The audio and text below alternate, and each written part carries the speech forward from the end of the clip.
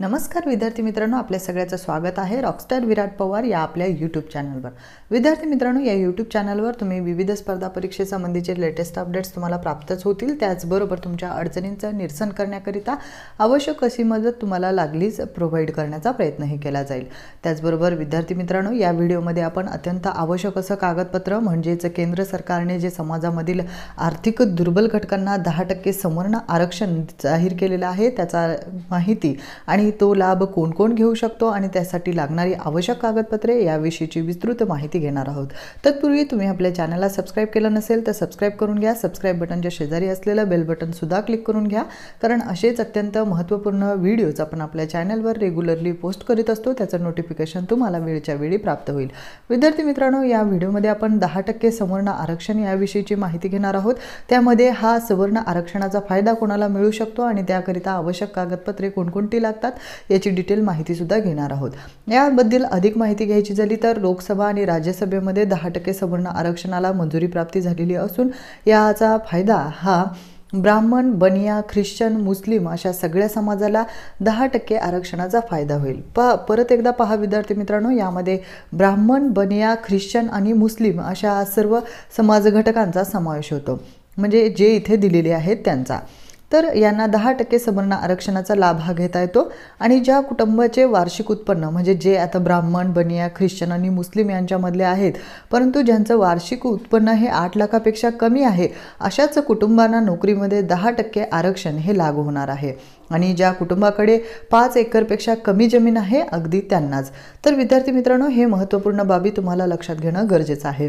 त्याचबरोबर तुम्ही जर या चौकटीत बसत असाल म्हणजे तुम्ही जर या गोष्टी सगळ्या पूर्तता करीत असाल तर तुम्हाला संवर्ण आरक्षणाचा फायदा घेता येतो।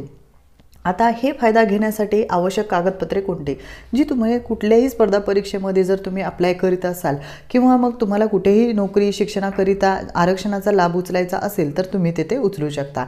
पहा, आरक्षणाचा लाभ घेण्यासाठी कोणत्या कागदपत्रांची आवश्यकता आहे। यामध्ये पॅन कार्ड लागेल, तुम्हाला उत्पन्नाचा दाखला, लाभार्थ्यांचे वार्षिक उत्पन्न हे तुम्हाला 8 लाखापेक्षा कमी असलं पाहिजे, जे आपण या अगोदर सुद्धा माहिती घेतली। त्यानंतर तुम्हाला आधार कार्ड असायला हवं तुमच्याकडे।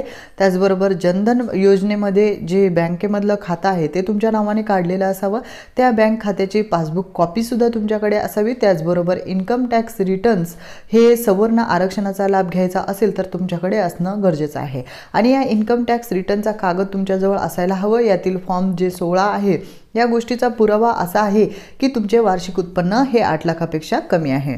त्यानंतर विद्यार्थी मित्रांनो, दारिद्र्य रेषेखालील शिधापत्रिका तुमच्याकडे असली पाहिजे।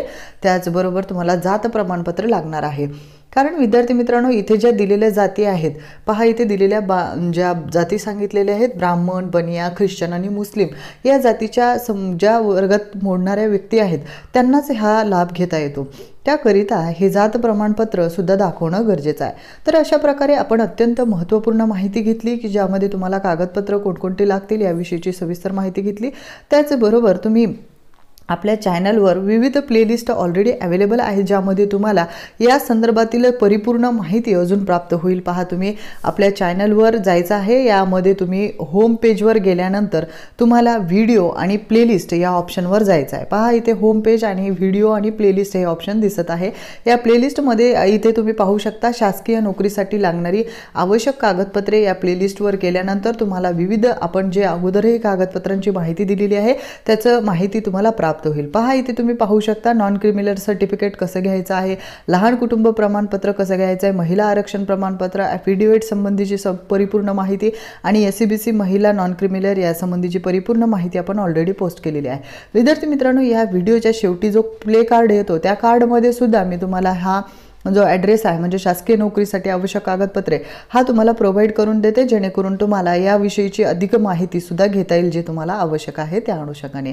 त्याचबरोबर विद्यार्थी मित्रांनो, हा व्हिडिओ तुम्हाला कसा वाटला, हेल्पफुल वाटला का नक्की कळवा आणि तुमच्या अधिकाधिक विद्यार्थी मित्रांना ज्यांना ही माहिती हवी आहे त्यांना हा व्हिडिओ शेअर करायला विसरू नका।